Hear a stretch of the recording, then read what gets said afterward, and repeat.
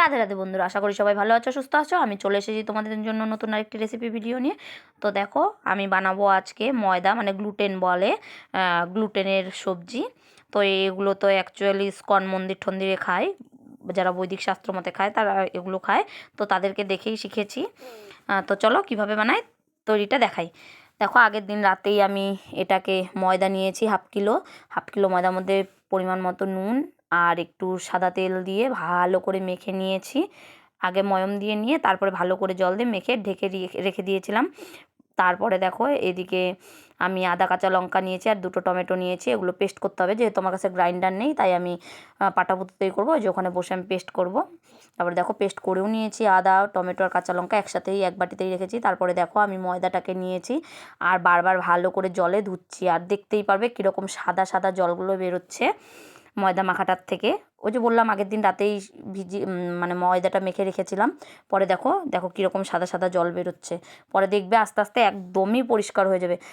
আর দেখো লাস্টে দেখো পরিষ্কার হয়ে গেছে, আর জিনিসটা দেখো অনেকটা একটু রাবার রাবার টাইপের হয়েছে।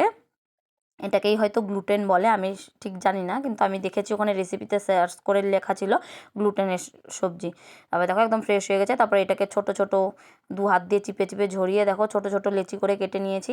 আর এগুলোকে যখন ভাজবো না, দেখতেই পারবে বন্ধুরা, দেখো রাবার রাবার হচ্ছে, একদম পুরো গোপো একটা খাবার পাওয়া যায় না, একদম গোপোর মতো ফুলে ফুলে উঠেছে। আর দেখো আলু কেটেও ধুয়ে রেডি করে রেখেছিলাম। আর এদিকে দেখো কড়াই বসিয়ে দিয়েছি, তেলও বসিয়ে দিয়েছি। দেখো তেলে ভেজে নেব, ওই অল্প তেলেই হয়ে যায়, বেশি তেলও টানে না। আর রান্নাটাও টেস্টি হয়েছিল। এই দেখো গোপোর মতো হয়ে গেছে, ভাজা হয়ে গেছে। তারপরে দেখো আমি ফোড়নে দিয়ে দিচ্ছি, ফোড়নে দিচ্ছি তেজপাতা, গোটা জিরে আর কিছু গরম মশলার মধ্যে কী কী থাকে জানো, লং, এলাচ আর দারচিনি দিয়ে তারপরে আলু দিয়ে ভালো করে, অনেকে আগে আলু ভেজেও নিতে পারো, আলু দিয়ে হলুদ নুন মাখিয়ে ভালো করে ভেজে নিয়েছি।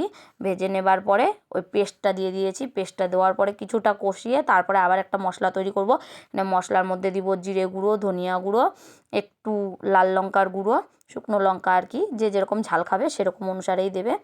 আশা করি অনেকেই এই ভিডিওটা দেখেছো, অনেকেই জানো, এমনকি অনেকেও রান্না করে খাও। তো আমি জানি না, আমি প্রথম দেখেছি আর প্রথম রান্না করেছি, তাই ভাবলাম যারা যারা জানো না তাদের সাথেও শেয়ার করি, যারা জানো তারাও বললো যে রান্নাটা হয়েছে কিনা।